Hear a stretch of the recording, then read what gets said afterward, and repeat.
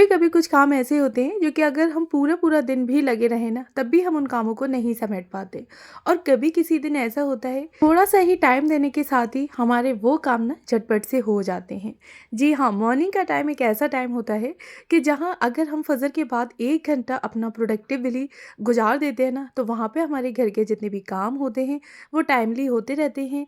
चाहे फिर वो झाड़ू लगाना हो, बर्तन धोना, घर की धुलाई करना, उसकी साफ-सफाई करना, खाना बनाना, कपड़े धोना, घर को ऑर्गेनाइज़ करना, ये सारे काम हमारे टाइमली हो जाते हैं। अस्सलाम वालेकुम एवरीवन, कैसे हैं आप सब लोग? उम्मीद करती हूँ कि आप सब लोग बेहतर होंगे, खुशहाल होंगे और मज़े में होंगे। अल्हम्दुलिल्लाह हम लोग भी सभी बेहतर हैं। अच्छा जी, तो ये ना मेरे 2 दिन का ब्लॉग है। एक दिन शाम का मैंने थोड़ा-सा रिकॉर्ड किया था कि मैं अपनी सिस्टर इन लॉ के साथ गई थी मार्केट। तो वहाँ क्या ना मैंने थोड़ी-सी यहाँ पे क्लिप ऐड कर ली। मार्केट गई थी समर्स के लिए, मुझे कुछ सूट चाहिए थे, तो बस उसी के लिए सोचा कि मैं लोकल शॉप से ही परचेज़ कर लेती हूँ, जो कि अपने बजट में रह के 3 से 4 सूट मेरे बन भी जाएँगे। तो यहाँ पे ना मैंने कॉटन के 3 सूट परचेज़ किए थे, जिसकी लेस वगैरह भी मैंने यहाँ से ही ले ली थी। अच्छा, ये 3 सूट जो थे वो मैंने ₹1100 में परचेज़ कर लिए थे।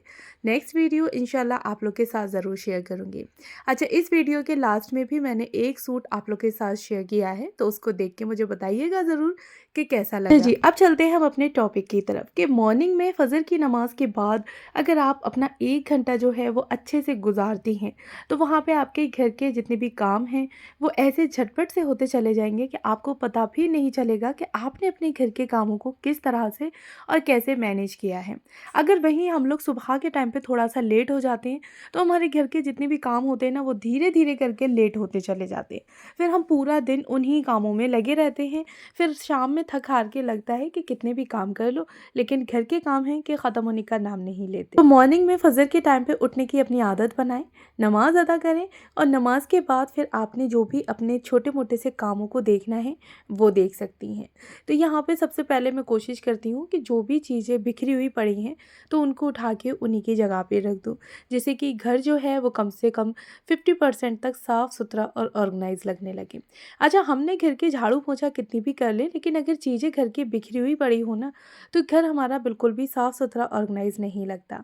और वहीं अगर हम लोग अपने घर को समेट देते हैं, चीज़ों को वापस से उन्हीं की जगह पे रख देते हैं, तो हमारा घर जो है वो एकदम से साफ़-सुथरा लगने लगता है। मॉर्निंग में ना मैं सबसे पहले क्या करती हूँ कि बेडरूम को अच्छे से ठीक कर लेती हूँ। जो भी रात भर के कपड़े पड़े हुए होते हैं ना, धुले हुए यानी कि जो सूख रहे होते हैं, तो बस उनको फ़ोल्ड करके रखना होता है, वो रख देती हूँ। आयरन का अगर मेरा मन है तो मैं 10 मिनट आयरन को दे देती हूँ, और अगर नहीं है, मेरा मन नहीं कर रहा आयरन करने का, तो मैं बस कपड़े फ़ोल्ड करके रख देती हूँ। हम ना जिस टाइम पे एक्टिव होते हैं ना, तो उस टाइम हम अपने काफ़ी सारे कामों को एक साथ समेट सकते हैं। मेरे साथ तो अक्सर करके यही होता है, और मैं मॉर्निंग के टाइम पे अपने आप को काफ़ी एक्टिव फ़ील करती हूँ, और उसी टाइम पे ही मैं 2 कामों के साथ-साथ और 2 काम एक्स्ट्रा समेट भी लेती हूँ। जैसे कि मुझे 5 से 10 मिनट अपने घर को एक्स्ट्रा देने हैं, जिसमें कि मैं कोई एक एरिया ऑर्गेनाइज़ कर सकूँ या फिर डीप क्लीन कर सकूँ, तो वो ना मैं मॉर्निंग के टाइम पे ही रख लेती हूँ, जिससे कि मुझे भी ये ना लगे कि मेरा जो टाइम है या मेरा जो पूरा दिन है वो घर के कामों में ही जा रहा है। मुझे ना अपना मॉर्निंग का टाइम अच्छा लगता है, जो कि मैं अपने काफ़ी हद तक कामों को समेट लेती हूँ। अच्छा, सुबह के टाइम पे ही मैंने अपने जो भी कपड़े वगैरह थे उनको फ़ोल्ड करके रख दिया, बेडरूम को काफ़ी अच्छे से क्लीन कर दिया, बेडशीट वगैरह दोबारा टेकिंग कर दी, और साथ ही ना जो भी मुझे डस्टिंग वगैरह करनी थी वो भी कर दी, ड्रेसिंग टेबल को ठीक करना, तो ये सारी चीज़ें मैं इसी टाइम पे ही कर लेती हूँ। फिर पूरा दिन ना मुझे टेंशन नहीं रहती कि बेडरूम को क्लीन करना है या उसको मुझे ऑर्गेनाइज़ करना है। वरना अगर हम लोग मॉर्निंग का टाइम अपना थोड़ा लेज़ी होके गुज़ार देते हैं, तो फिर पूरा दिन हमें काम करना पड़ता है, और वहीं अगर हम मॉर्निंग के टाइम पे थोड़ा-सा एक्टिव हो जाते हैं ना, तो पूरे दिन हम आराम से रह सकते हैं, पूरा दिन हम काफ़ी अच्छे से आराम कर सकते हैं। अच्छा, यहाँ ना मैं लंच की तैयारी करने लगी थी। यहाँ मैं बना रही थी मटन का कोरमा, तो उसके लिए ना मैंने ऑयल डाल दिया था। ऑयल में थोड़ी-सी पहले मैंने हल्दी भून ली, उसके बाद ना मैंने यहाँ पे मटन ऐड कर दिया और अच्छे से मटन की भुनाई कर ली। अच्छा, इसी के साथ ना मैंने इसमें कम से कम 3 विसिल लगा ली थी, जिससे कि मटन जो है वो हमारा काफ़ी अच्छे से पक जाए, यानी कि सॉफ्ट हो जाए, गल जाए। जब भी मटन बनाती हूँ ना, तो मैं इसी तरीके से बनाती हूँ, यानी कि मटन का कोरमा, तो इसी टाइम पे ही मैं 3 से 4 विसिल लगा लेती हूँ, जिससे कि मटन जो है वो काफ़ी हद तक सॉफ्ट हो जाए, यानी कि 60 से 70% जो है हमारा मटन अच्छे से गल जाए। उसके बाद बाकी का मटन जो है वो और हम लोग प्रोसेस करेंगे, यानी कि लहसुन अदरक का पेस्ट वगैरह हो गया, मसाला डालना है, दही, ये सारी चीज़ें जब हम ऐड करेंगे तो बाकी का रहा बचा उस टाइम पे सॉफ्ट हो जाएगा। अच्छा, यहाँ पे ना मैंने अच्छे से इसमें कम से कम 4 विसिल लगा ली थी, 2 हाई फ्लेम पे, 2 लो फ्लेम पे। उसके बाद ना फिर मैंने बंद कर दिए थे फ्लेम को और विसिल को नॉर्मल ठंडा होने दिया। तो उसी टाइम में ही ना मैंने आटे को भी लगा के रख लिया कि हमें अपने कामों को इस तरह से देखना है, इस तरह से मैनेज करना है कि काम जो है वो एक बार में हमारे हो भी जाएँ और साथ ही ना हमें थकावट भी फ़ील ना हो और अलग से हमें अपने कामों को टाइम ना देना पड़े। तो बस आटे को भी मैंने झटपट से लगा के रख दिया। उतने टाइम में ही हमारा मटन जो है वो गल गया था। विसिल को ना मैंने नॉर्मल ठंडा होने दिया। उसके बाद फिर मैंने लहसुन, प्याज़ और अदरक इन तीनों चीज़ों का मैंने पेस्ट बना लिया था, उसको ऐड कर दिया।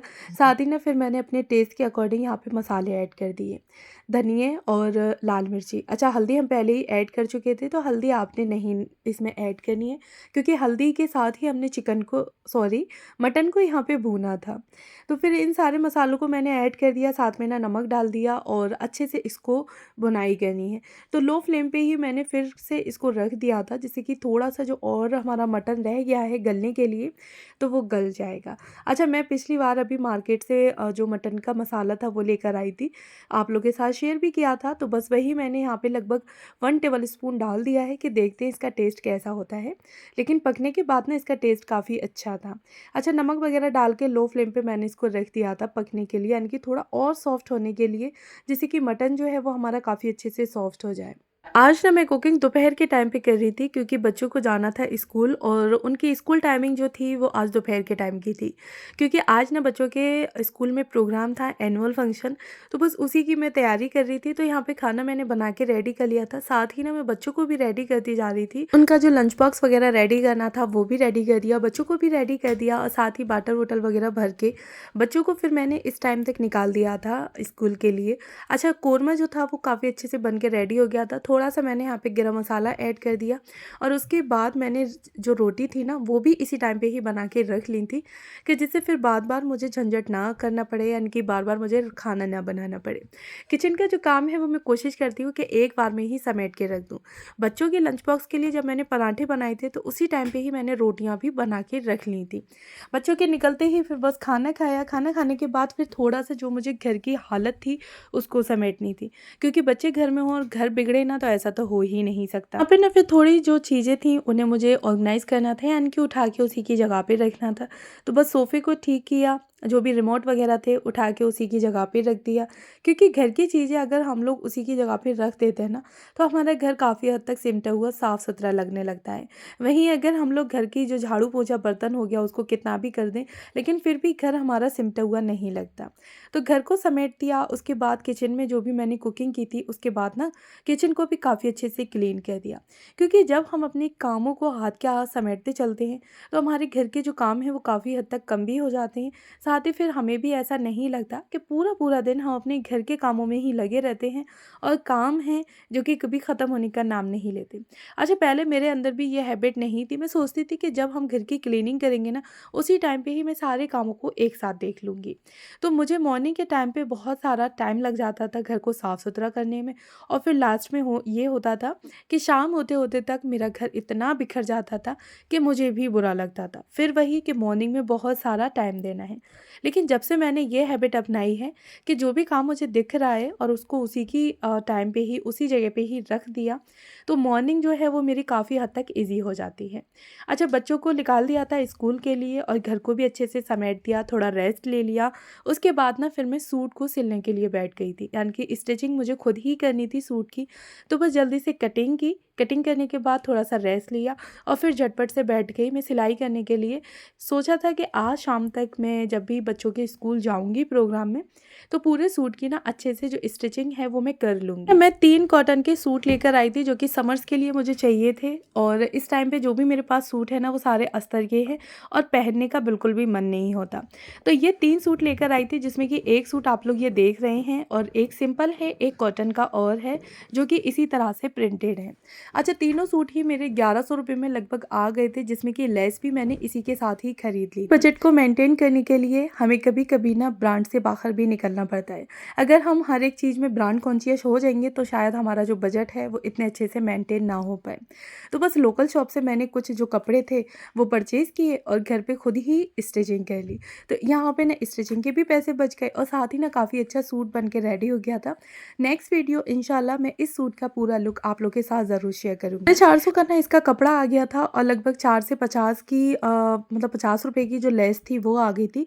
पूरे सूट पे मैंने अच्छे तरीके से इसको लेस लगा दिया था, यानी कि चाक, दामन और गले पर, साथ में आस्तीनों पर।